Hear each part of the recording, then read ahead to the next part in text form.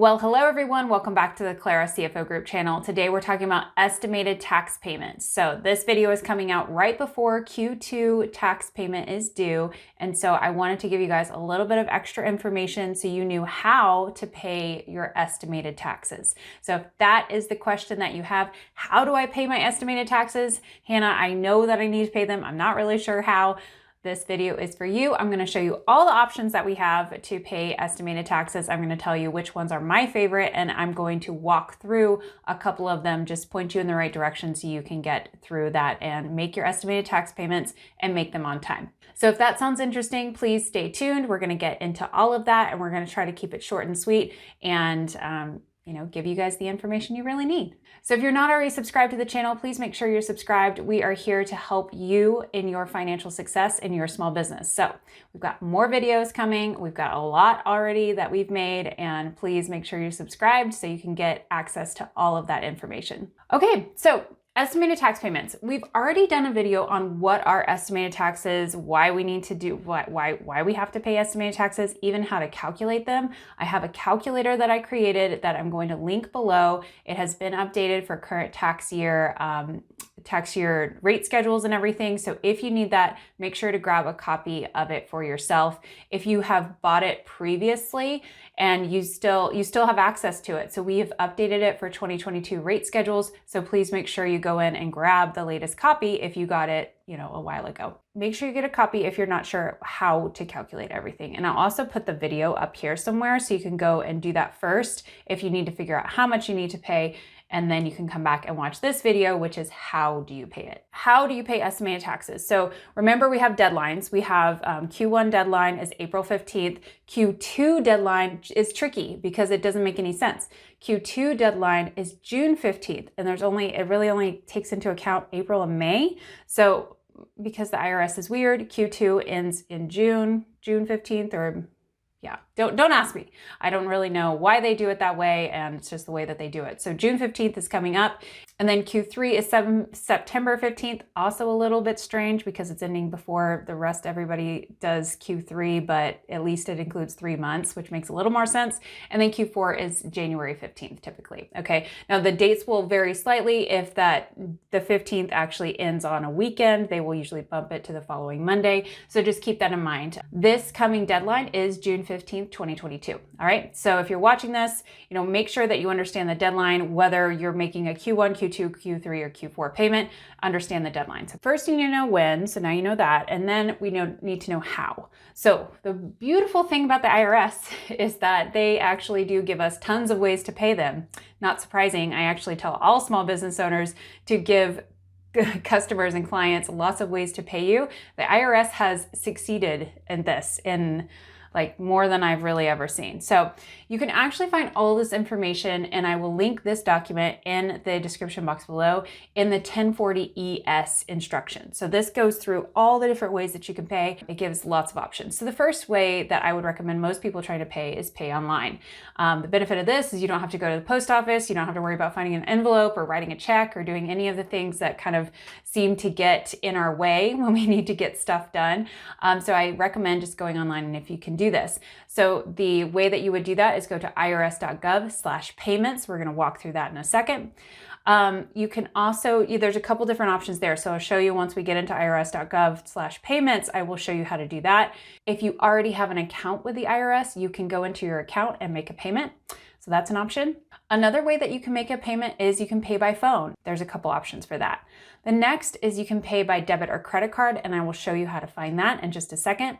And then there's also this thing called the EFTPS. So this is a great way to electronically pay your taxes. However, it does take a couple steps in order to do this. So you have to, for EFTPS, you actually have to enroll in it, and then you have to wait for something to be mailed to you. So this is not a great option if you're on the 14th and you're trying to make a payment.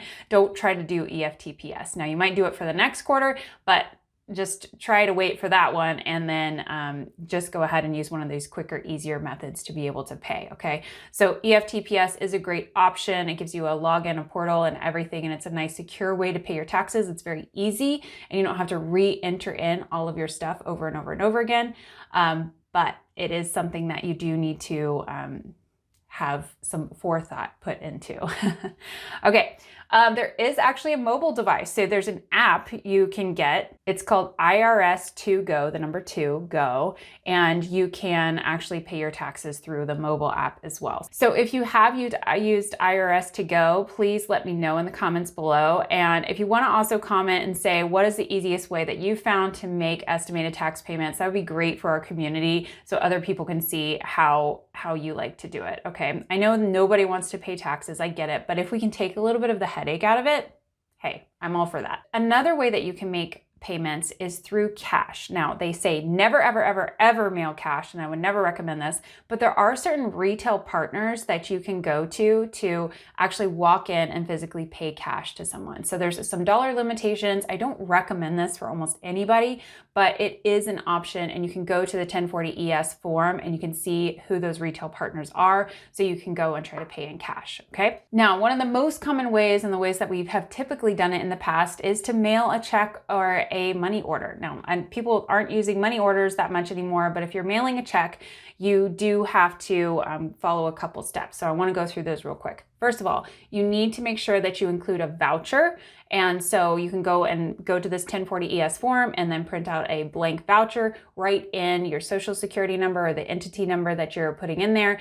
And this gives you kind of that record of what your check is matching to, and put how much you're paying and for what quarter and everything. So that's really not that hard, but make sure that's included with the check. And then when you write the check, make sure you follow the instructions. There's, you need to write 1040ES tax payment in the memo line. You need to write your social security number, and you need to write which quarter it is. Okay, so there's some specific instructions if you want to write a check, because you don't want your check to get lost, and you don't want them to just get money and then not know where to apply it. So you want to make sure that those checks are actually being applied to your account for the proper quarter, and that the IRS is keeping accurate records there. So do your best and your due diligence if you're going to send in a check to make sure that you've got the proper documentation that goes along with it. I also highly recommend, if you're sending anything to the IRS, to send it certified.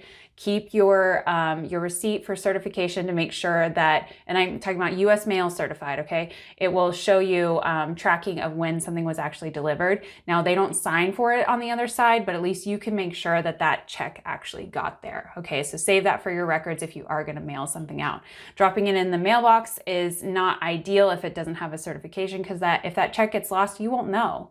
So that's something to keep track of, okay? Keep in mind, if you mail in your check, that you need to have it postmarked by the due date of the estimated tax payment. So if it's postmarked on the 15th, you're okay. So that's another reason why we don't just drop it into a random mailbox, because what if that mailbox doesn't get checked, or it gets stuck in the corner or something like that, and your mail doesn't get picked up and postmarked in time? That's why another reason why we do that certification, and we do the certified mail. So you also need to make sure that if you're sending in a check, that you are very clear on which PO box of the IRS you need to send it to, because the IRS has multiple different PO boxes, and they have different ones based on where the taxpayer is located. Then you send in your payment to a certain PO box. So it's very clear. It says, if you live in ... Alabama, then send to PO Box 1300, Charlotte, North Carolina, 28201. Okay, so it shows you exactly what you need to do. So that's on page 5. So be sure, if you can click in the description box, you can find the link to this form that I'm talking about, the 1040ES, and you can find the exact address that you need. All right, well, all of that, those are your options. You can explore which one makes the most sense for you. Sometimes it might be mailing in a check. Sometimes you might forget about it until the very last minute and it's almost midnight and you need to go in and pay online. Or maybe you need to use a credit card at some point in time to make an estimated tax payment because you don't have the cash in the bank. So you have lots of options, and then this is giving you lots of flexibility so you can figure out what works best for you. Okay, well, we're gonna hop in real quick to the payment portal, and I'm gonna show you some of those options that you have, and we're gonna walk through a couple examples real quick. So before you get into any of these portals, one thing you're gonna have to know is how much you need to pay, or how much your payment is going to be. So if you don't know that yet, I would say pause right here and go figure that number out first. You can grab my worksheet. The link will be in the description box below, and you can go and figure out how much your estimated tax payment should be. That worksheet has been helping a ton of people figure out their estimated taxes and clarifying it and making it really simple and trying to, instead of like trying to dissect and understand all of the IRS forms, I've made it really simple and a very straightforward spreadsheet. I will also put the complimentary video that walks through that in the description box below as well, so you can walk through that and see if that's something you want to grab for yourself. Okay, here we are in the irs.gov/payments online portal. So this is where you would go to pay online for your estimated tax payments. We've got lots of options. They're over here on the left. We've got direct pay, debit or credit, EFTPS that I mentioned earlier, and you can pay on your online account. There are also payment plans and things that you can do, but that would be set up previously if you needed that. So here are the main things and the ways that you have and the options that you have to pay your estimated taxes. So the first one is if you do have an account. So you might have an online account already with the IRS. If you don't have one, you can go through this process of making an account, but this can take some time. So especially for the ID.me, which is a verification of your identification, I tried to set up mine and it would not read my identification no matter what I did. So I would say this can be a little bit of a tricky process. So if you already have one, great. If you don't, you could go ahead and try to set up an account, but maybe if you are on a tight timeline, let's try potentially a different option. Okay. So the big one that I've always used is direct pay. So this is with your bank account. It will take an ACH payment out of your account and you can put in your checking account and everything. So this is nice and secure. And what you need to do is you can go through and step through this process. Now, I have done a little short, and I will link that as well down below, of stepping through every single one of these steps. But what you're going to do is you're going to go reason for payment, go down here and go to estimated tax. And then it's going to default to this 1040 ES, and that's actually the only option. And you're making, if you're doing this in the year that this is published, it's 2022. Now, once you get into like next year, you could have the option of multiple years. So just make sure you're selecting the correct year. And then you're going to confirm. And this is where you actually have to verify your information. So you're going to grab your tax return from the previous year, and you're going to make sure that you're putting in the correct information. So you'll have to do a tax year for verification. So I would do potentially maybe my 2020 tax return if my 2021 hasn't been filed yet. And then I would step through this, how am I filing? I'd put through my first name, last name, social security number, everything, and step through this process. And you would go to continue from here. Then you're going to be asked a couple additional questions, but this is really where if you get through the verification part, then you're just basically going through entering your bank information and also the amount that you're wanting to pay, and make sure you review it before you submit it. But once it's submitted here, save your confirmation number because you have made the payment and you want to make sure that you have record of that. Okay. So once you click that submit button, you are considered paid. You don't need to wait for any kind of other, email confirmation to come back or anything. Once you submit, you have paid the IRS in their eyes. So make sure you save that confirmation. So let's go back. That's direct pay. So that's if you want to pay directly out of your bank account. Let's go ahead and look at what are some of our other options. So let's say you weren't even able to verify. You tried to do direct pay, you wanted to do that, but you weren't able to verify your account. I have seen this happen to some people before because maybe there's something that's not quite lining up on their tax return.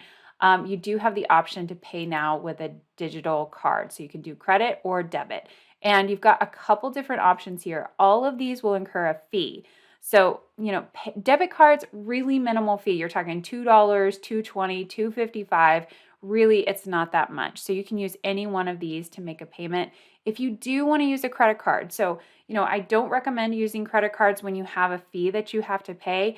But, there are some times where maybe that is the best financing option you have, and you need to make an estimated tax payment, and maybe you're just going to have to incur a fee. Okay, if that's the case, because debit cards will take things directly out of your bank account, maybe you don't have a lot of cash, maybe you're waiting for a big payment to come in, you might need to use a credit card and float it for a little bit. Totally understandable. You can use a credit card. Okay, so you can go into any one of these and process through and make a payment. And these are a little bit easier. They don't go through the same level of verification because they don't have full access to all of the IRS information. So you could go in here and you could make a estimated tax payment. Okay. So this is much easier. How much do you want to pay? Go ahead and put in your credit, basically just like you're shopping online. except for you're not getting anything. So not quite as fun. So, if you need to make a $10,000 payment and you want to put it on your credit card, you can step through these and just get that done really quick and easy. So if you can just enter in here how much you want to pay, how you want to pay it. You can even pay with Venmo and PayPal. Wow. And then you can just click through and get your payment confirmation. Again, save any payment confirmations. Okay. Quick and easy. This is basically the same on any one of these options. They're kind of all apples to apples, except for slightly different on the fees. So something to think about there. And then from this IRS.gov/payments website, you can also access EFTPS. So if you do that, you're going to have to log in. And so if you have never logged in before, you can go to enroll, and then you can go ahead and initiate that process. But you also, if you are already enrolled, then you can go in here and just log in with all of your information. All right, so that is pretty much covers all the ways that you can pay the IRS. Again, if you really want to get into any of the nitty gritty, you can go and look at the 1040-ES form and see if there's any ways for you to walk in somewhere and pay cash. You can look up all of that. But overall, I highly recommend using a digital way to pay just because of the ease, and you won't get stuck standing in the post office line for a long time right before a tax deadline, okay? So I hope that is super helpful, and let me know if you have any questions in the comments section below. Hopefully that gives you everything you need to know about how to pay your estimated taxes. And again, if you don't have my worksheet and you want to figure out how much to pay, that worksheet is all about how much to pay for your estimated taxes. So please be sure to grab a copy of that if you don't have it already. And by doing so, you also support the channel. So I really appreciate it. And if this was helpful to you, I'd also appreciate you supporting the channel by liking the video and making sure you are subscribed as well. Okay, well, thank you so much. Have a great day, and I hope this helped.